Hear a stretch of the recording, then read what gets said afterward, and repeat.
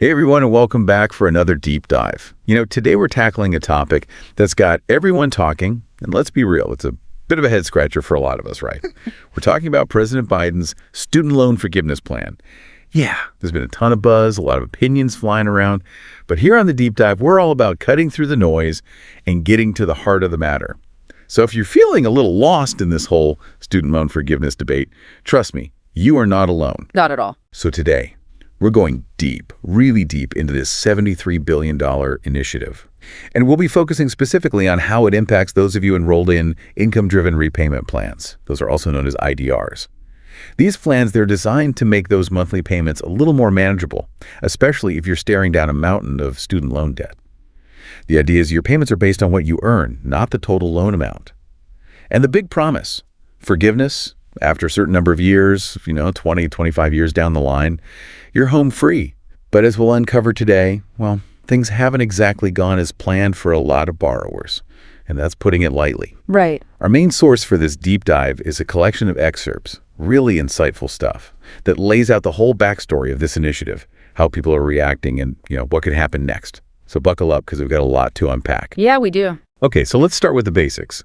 This $73 billion initiative, it's basically trying to fix a big, and I mean big, hiccup in the IDR system. Remember that whole pay for 20, 25 years and you're done deal?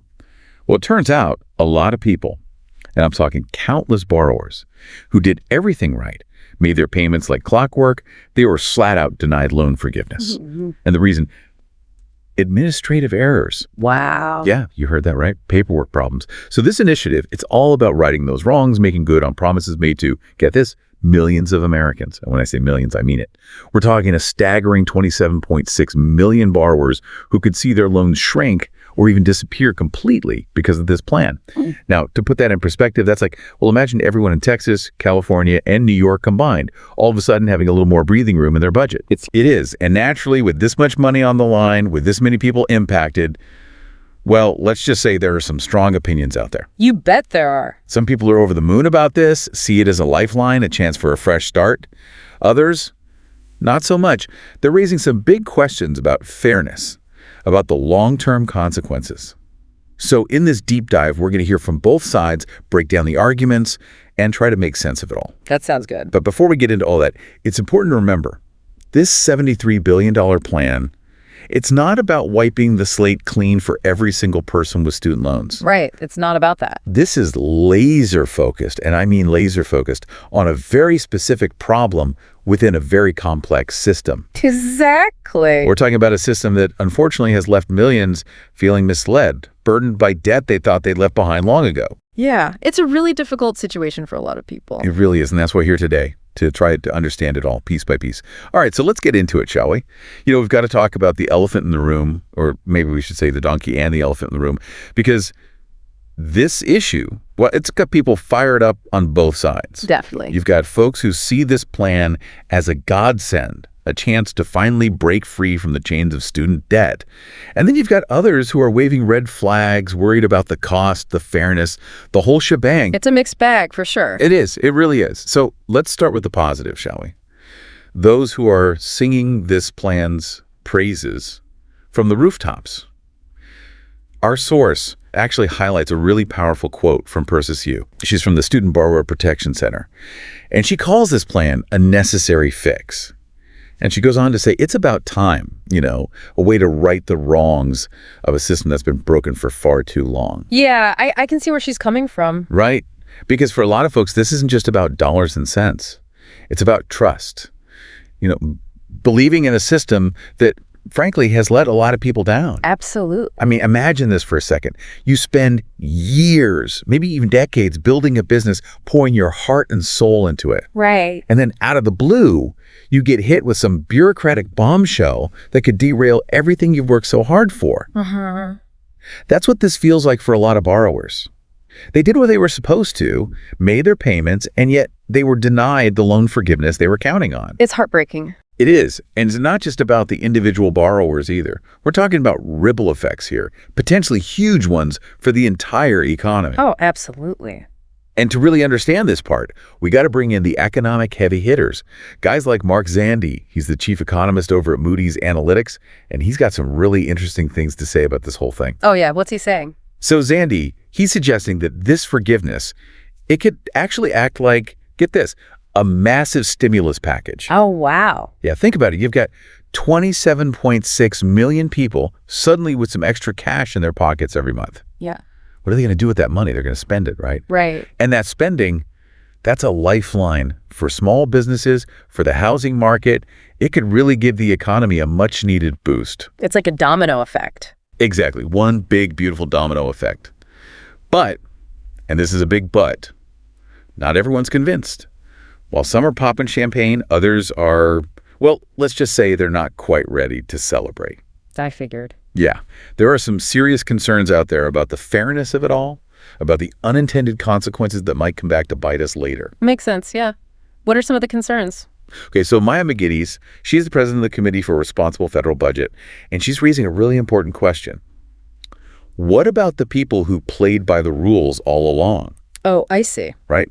The ones who scrimped and saved, made sacrifices to pay off their loans, no handouts for them. For those folks, this whole thing can feel like a slap in the face, like their hard work doesn't count as much. Imagine this. Picture yourself. You've been training for a marathon for a month. You've put in the miles. You're sweating. You're pushing yourself to the limit. Right. You finally crossed that finish line. You're exhausted, but you did it. And then someone comes along and says, oh, by the way, we've decided to move the finish line back a few miles for everyone else. How would that make you feel? Not great, I imagine. Exactly. Not great at all. And that's the sentiment a lot of folks are grappling with right now. They feel like they ran the full race while others are getting a shortcut. That's tough. It is tough. And then there's this whole other layer of concern, something economists call moral hazard.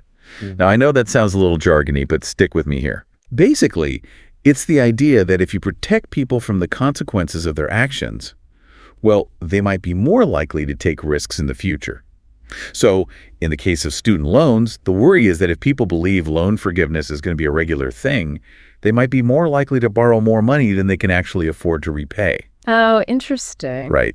Because, hey, if the government's just going to wipe the slate clean every few years, why not borrow as much as possible? And that's exactly what worries folks like Neil McCluskey from the Cato Institute. He's concerned that this initiative, while well-intentioned, could actually backfire and lead to even higher tuition costs down the road. Oh, how so? Well, think about it. If colleges and universities know that students are expecting loan forgiveness, they might be more likely to raise tuition, knowing that the government will eventually foot the bill. That's a good point. It's a vicious cycle, right? More borrowing leads to higher tuition, which leads to even more borrowing and so on. And then the problem just keeps getting bigger. Exactly. It's a recipe for disaster, or at least that's what the critics are saying. And you know what? This whole debate, it's not just talk. It's gotten serious, legal serious. Oh, really? Oh, yeah. We're talking lawsuits and courtrooms, the whole 9 yards. Wow. So it's like, what? People are actually suing over this. Exactly. This whole loan forgiveness plan, it's facing some major legal challenges right now. Huh. Who is doing the suing? Well, it's a mix. You've got states, organizations, the whole shebang, and they're all basically saying the same thing. What's that? They're saying, hold on a second, Mr. President. Did you maybe overstep your boundaries a tad? What? Like, he didn't have the authority to do this? That's their argument. They're saying something this big, this sweeping, it needs Congress to sign off on it. That's interesting. So it's like a power struggle kind of thing. Exactly. And to make things even more complicated, there's this whole other legal argument going on about something called the HEROES Act. The HEROES Act? What's that? So the Biden administration, they're using this act, which was passed after 9/11, to justify the loan forgiveness plan. Okay. But some states are saying, nope, that dog don't hunt.